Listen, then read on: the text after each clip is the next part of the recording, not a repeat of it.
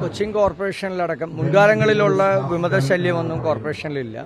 പക്ഷേ 3-4 സ്ഥലത്ത് പാർട്ടിയുടെ ഉത്തരവാദിത്തപ്പെട്ട ആളുകൾ വിമതരോടൊപ്പം അതുപോലെ തന്നെ വിമതരായൊക്കെ ഉണ്ട്.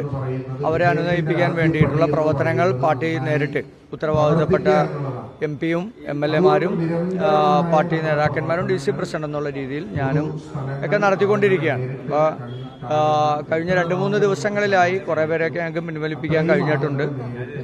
ഇനിയുള്ള ഒരു 3-4 പേരെ അത് വരും ദിവസങ്ങളിൽ അവരെ പിന്മാറ്റാൻ കഴിയും. നിലവിലുള്ള സ്ഥാനാർത്ഥികളോടൊപ്പം അവരെ ഒരുമിച്ച് അവരോടൊപ്പം ഇറക്കാൻ കഴിയുമെന്നുള്ള ആത്മവിശ്വാസമാണ് ഞങ്ങൾക്കുള്ളത്.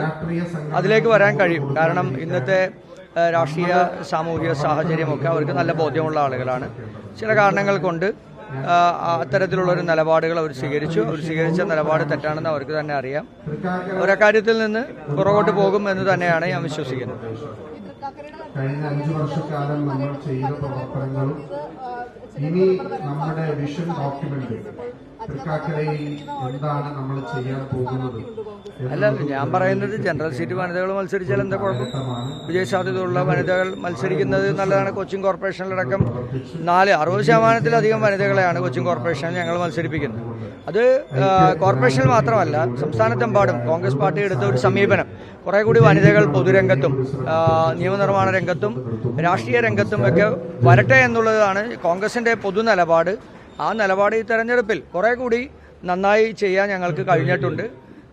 അത് ആർക്കും അസ്വസ്ഥത തോന്നിയിട്ട് കാര്യമില്ല. കാരണം നന്നായി പ്രവർത്തിക്കുന്ന വനിതകളുണ്ട്, വിജയസാധ്യതയുള്ള ആളുകളുണ്ട്.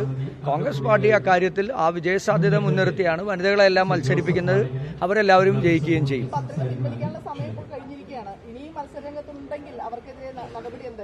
അല്ല, ഞങ്ങൾ അവരുമായൊക്കെ സംസാരിക്കുകയാണ്.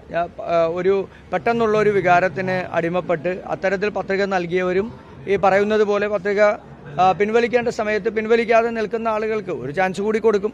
ആ ചാൻസ് കൂടി കൊടുത്ത് അവർ പിൻവലിക്കുമോ എന്ന് നോക്കും. പിൻവലിച്ചില്ലെങ്കിൽ അവരെല്ലാം പാർട്ടിക്ക് പുറത്താണ്.